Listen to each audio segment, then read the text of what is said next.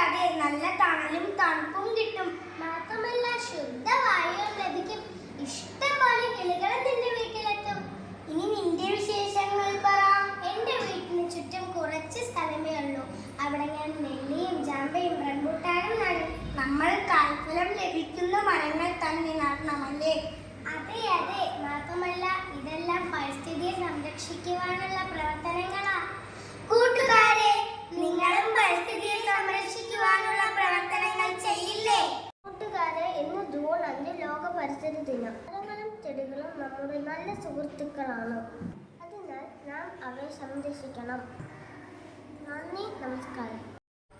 മരങ്ങൾ വെട്ടി മുറിക്കരുതേ. മരങ്ങൾ നാടിൻ സമ്പത്ത്. മരങ്ങൾ നട്ടു വളർത്തേണം.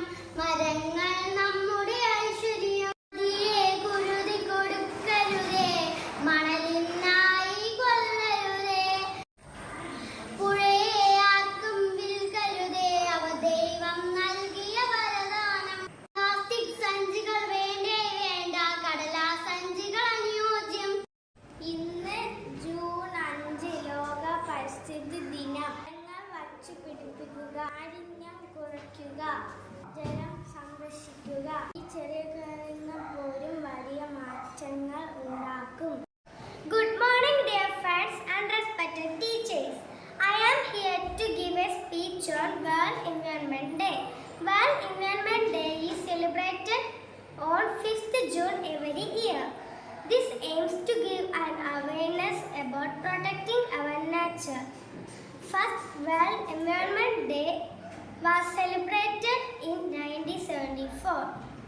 Only one Earth was the theme for that year. The World Environment Day theme for 2026 is Inspired by Nature, for Climate, for our future. Let's join hands together to protect our nature.